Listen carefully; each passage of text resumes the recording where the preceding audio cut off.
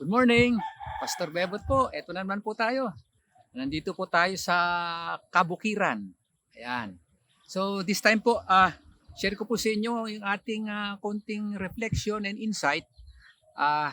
Ito po yung sa Matthew chapter 15, verse 21 to 28, Jesus and the Canaanite woman. Na-share ko na po sa inyo yung kalahati nito noong 3 months ago, siguro mga October. So ito po yung part 2. Ayan. So ito po yung tungkol sa in times of suffering, don't give up. Ayan, para sa mga Christians, sa mga nananampalataya at naglilingkod sa Diyos. Basahin po natin ha. Ito po sa Matthew chapter 15, verse 21 to 25. Ito po yung the faith of the Canaanite woman. Leaving that place, Jesus withdrew to the region of Tyre and Sidon.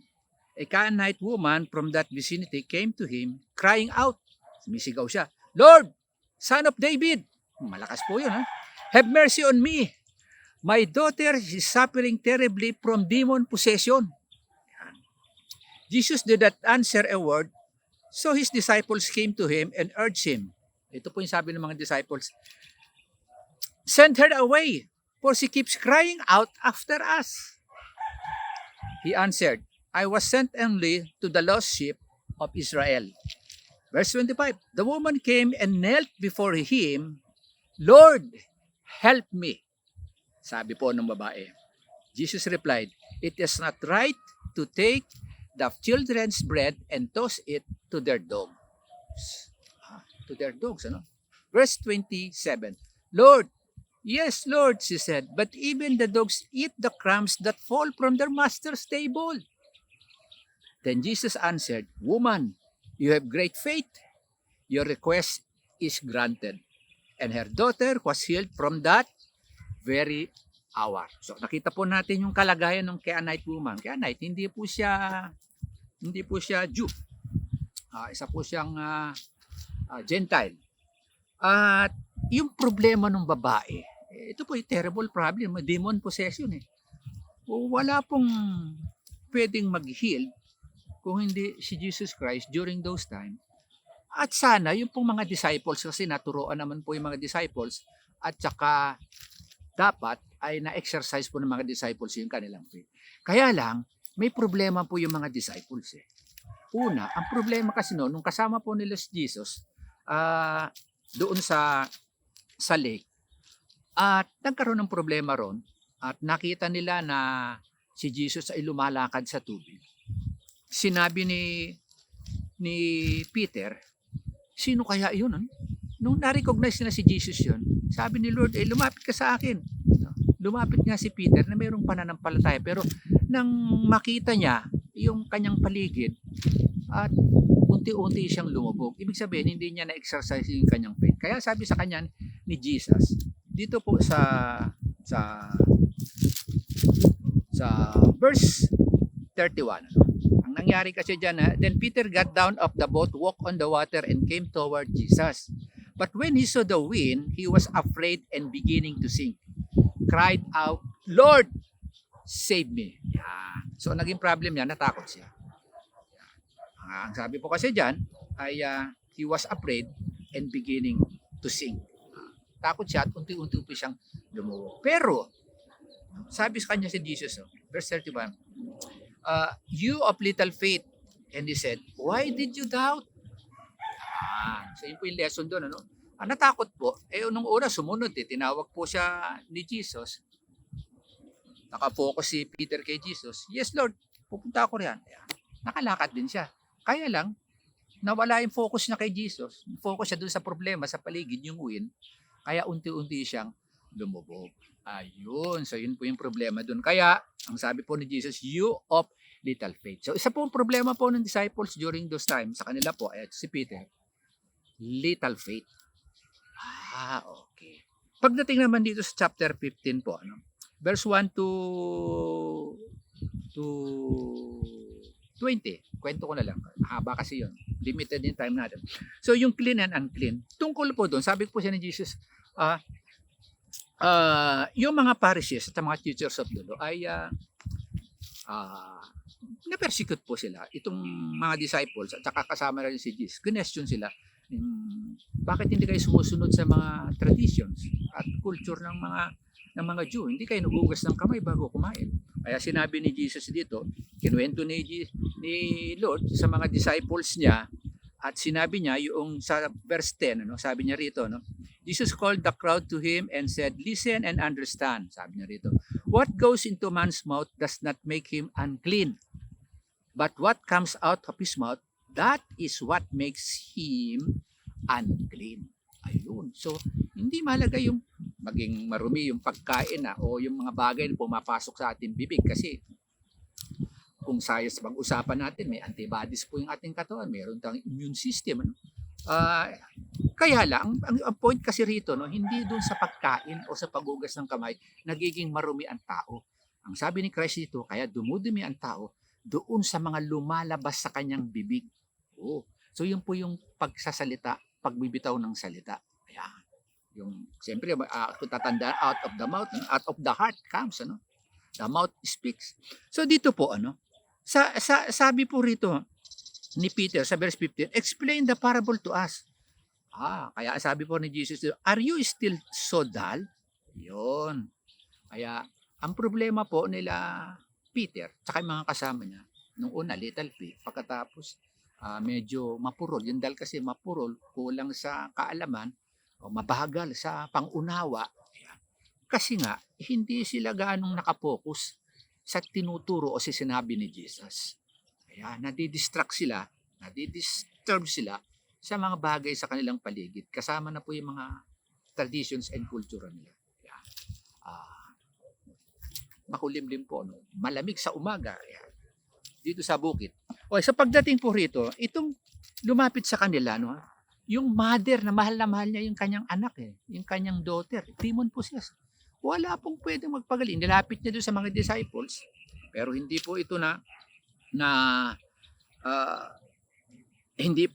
hindi po sapat dahil nga sa problema ng mga disciples. Kaya itong babae, nung lumapit sa Panginoon, pag sinabi kasi rito yung crying out, sigaw siya, Lord, Son of David, recognize niya.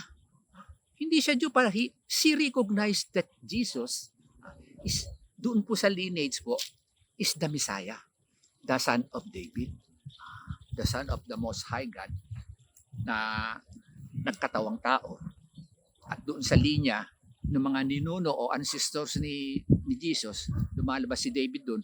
Andun po kasi yung prophecy na magmula doon sa angkan ni David ay darating ang Messiah. Napakatagal po ayon po sa mga Bible scholars ay 400 years po. So 400 years, eto na naman wala po silang nakikitang miracles o angels visitation o prophecy, kaya nagugulat po sila. Kaya pagdating po dito, ay in-exercise po itong babae yung kanyang paniniwala. Hopeless po itong babae. Pero, nung makita niya at malaman nandito ang Messiah, si Jesus, lumakas po yung kanyang loob at lumapit po siya. Sigaw siya, lumod siya. She acknowledged who Jesus Christ is, the Lord, yung kanyang pag-asa. Kaya sabi niya, Lord, Son of David, have mercy on me. Nagmakaawa po siya.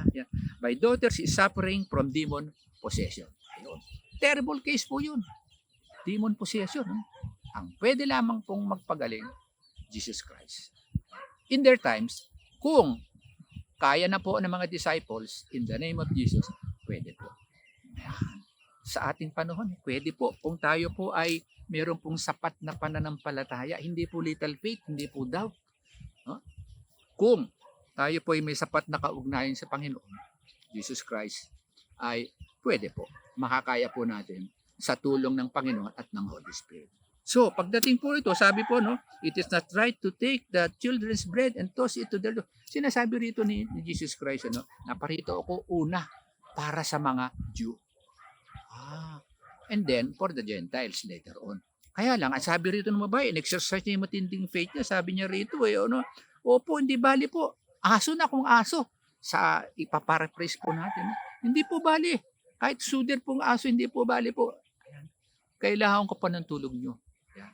Totoo naman, pag nakikita natin, kahit po yung mga crumbs dun sa master's table na nahuhulog sa sahig, ay kinakain ng aso. Hindi bali po makonsidered po akong aso. Okay lang po. Nais ko lamang pong gumaling ang aking mahal na anak. At kayo po, Panginoon, ang makakagawa. Yun po. Exercising her faith in action. Hindi po little faith yun. Kita natin yung lesson po doon. Ano? Okay. So, pagka ito in-apply po natin, pag tayo po merong reflections and insight, gawin po natin na para mas mapalapit po tayo. Pagka-reflection kasi mapaliwanag sa atin yung message. Pati insight, pumasok sa ating isipan, sa ating puso, sa ating soul. At ito ay may-apply natin sa buhay. Kaya ito yung reflection and insight. Ika nga, gumawa tayo ng parang, choose your spot. Yan, sa pag-aaral po ng mga messages na ganito, meron pong bagay o sistema sa sistema po ng Bible School o kaya sa pag-aaral ng mga hermeneutics, homiletics, principles of Bible interpretation.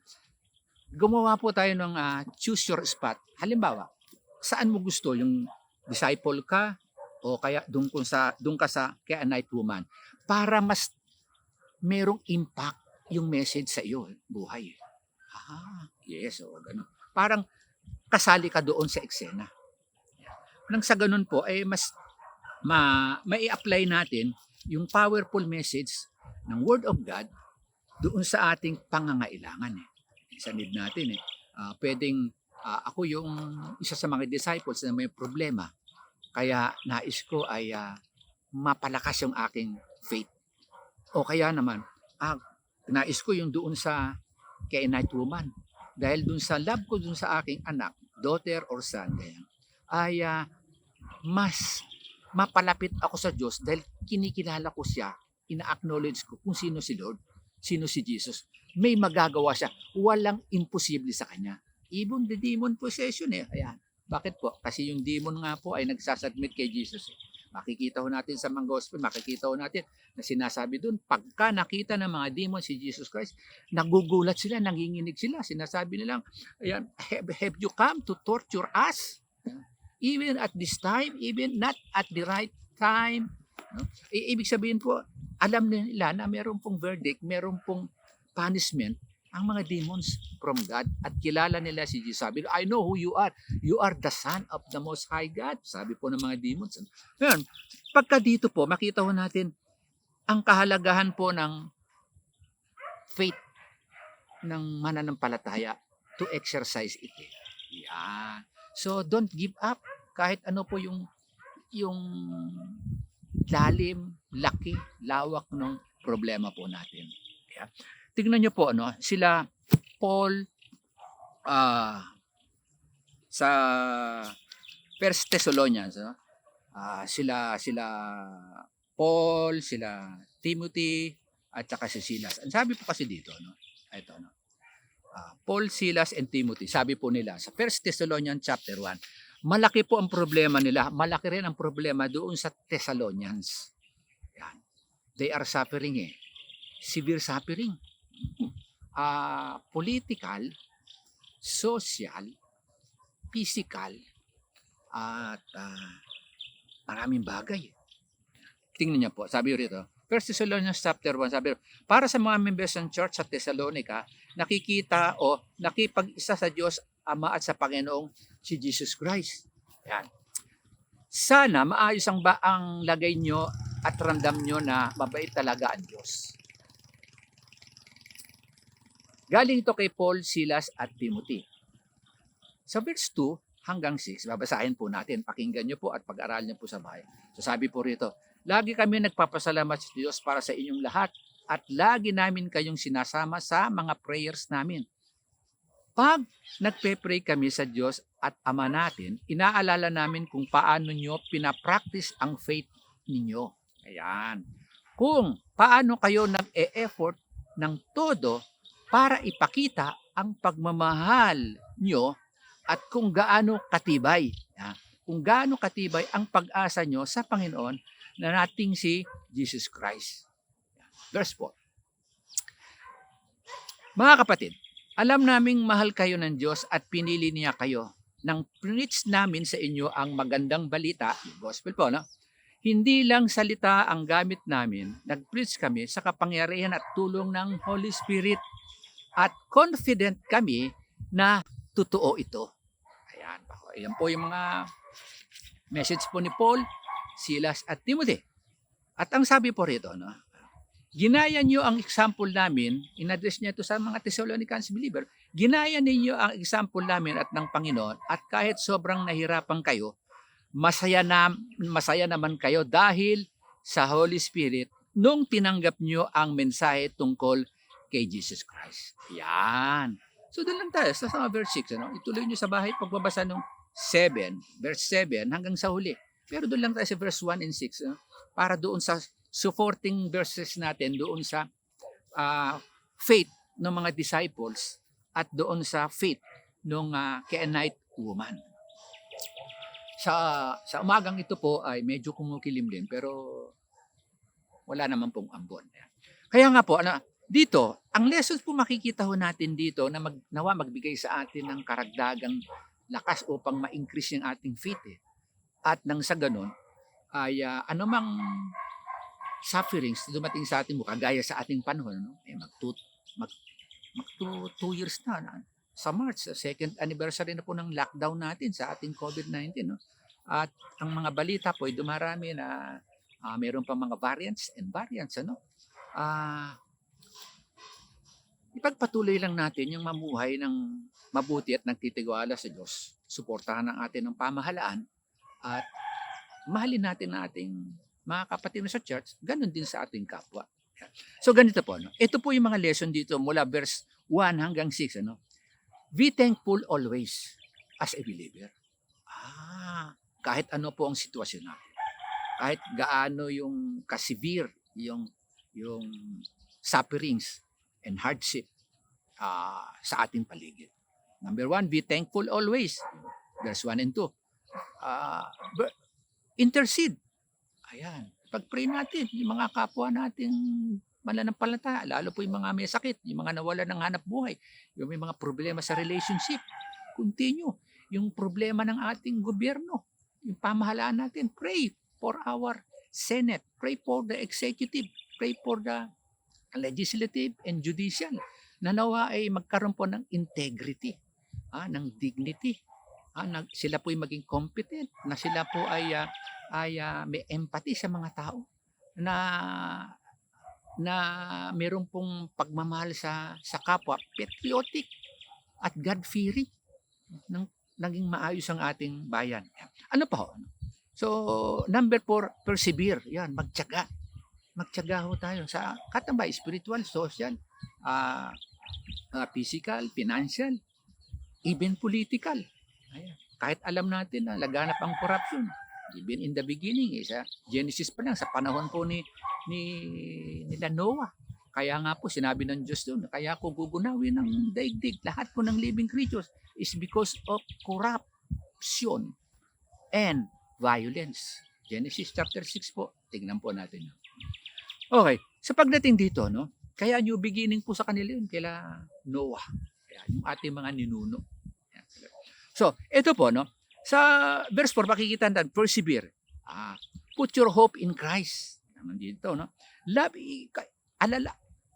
alalahanin natin na sinasabi nito, tayo minal, you are loved by God and chosen. Kaya bilang Kristiyano. At yung kahalagaan ng gospel, mahalaga yung gospel, hindi lamang ito history. Bakit po? Ang gospel ay may power. May kapangyarihan po yan dahil word of God yan. At kasama po niyan yung Holy Spirit. Kaya meron pong deep conviction sa tao. Lalong-lalo na po sa ating mga mananampalataya. Tayo po yung spiritual man. So may deep conviction po yan. Yung gospel po ay para sa natural man. Para sa carnal man. Para sa spiritual din po Para tayo po yung mas lalong tumibay. Ayan. So pagdating dito, no, verse 5 hanggang verse 6, ang sinasabi dito, obey Christ in spite of severe suffering. Ayan. Welcome the message of the gospel with joy given by the Holy Spirit. Ayan. So bawat message na binabasa natin, inaaral po natin, magkaroon tayo ng joy. It's from God, it's from Jesus, it's from the Holy Spirit, it's from God the Father for our own good. So magkaroon po ng severe suffering. Ayan. Magkakaroon po tayo ng perseverance, hope in Christ, put our faith in action, tutulungan tayo ng Panginoon. Amen. Palain tayo ng Diyos sa araw nito. Sa pangalan ng Ama, ng Anak, at ng Espiritu, Panginoon, ilalapit po namin sa inyo ang lahat po ng aming pangangailangan, suliranin at problema, Panginoon, sa buhay po. At sa panahong ito na kung saan kami po ay suffering severely, Panginoon, dahil po sa COVID-19 at related cases nito, Panginoon, pati na rin po yung mga system sa government, kung saan marami pong nakikitang corruption, violence, marami rin pong mga irregularities. Kailangan po namin, Panginoon, ng leaders na may integrity, may dignity, may empathy, may vision, competent, patriotic, ng God-fearing. Ganon din po, Panginoon, mga mamamayan, nawa ay maging masunurin po sa pamahalaan, sa batas. Ganon din po sa mga gawain po sa church, maging active po ang mga mananampalataya. At dalangin po namin, Panginoon, sino man po yung nakikinig na meron pong wala pang relasyon sa Panginoon Diyos, dalangin po namin, we pray for you, kapatid. Sabihin mo kung anong pangalan mo. Sabihin mo sa Diyos, eto ako, si Juan de la Cruz. Panginoon, naniniwala po ako at salamat po, meron palang kaligtasan, meron palang Lord and Savior, walang iba kundi ikaw. Panginoon, tinatanggap kita bilang Panginoon at tagapagligtas. Magmula ngayon, magkakaroon ako ng panibagong buhay o challenge sa akin. Tulungan niyo po ako na magkaroon ng panibagong buhay dito sa ibabaw ng lupa. Nang sa ganoon, magkaroon ka, kapatid, ng tamang relasyon. Gawin mo ang ganong panalangin at ikaw ay magkakaroon ng peace na nagmumula sa Diyos. Kaya mga kapatid, don't give up. Ano po man yung mangyayari sa ating paligid at huwag tayong mga pagod na mag-intercede sa ating kapwa. Meron tayong technology, meron tayong social media, meron tayong text, cellphone, text natin. Kahit hindi po nakikita ng physical gathering, ay ang message ay tuloy-tuloy. Tanda po natin, there is power in the gospel. Meron pong word of God yun, at meron pong deep conviction ang Holy Spirit. Don't give up. Yan, sa lahat ng nangyayari sa atin, don't give up. Glory to God. Salamat, Panginoon. Pagpalain tayo ng Panginoon. See you next time, mga kapatid. In the name of the Father, of the Son, of the Holy Spirit. See you next time. Salamat. Bye-bye.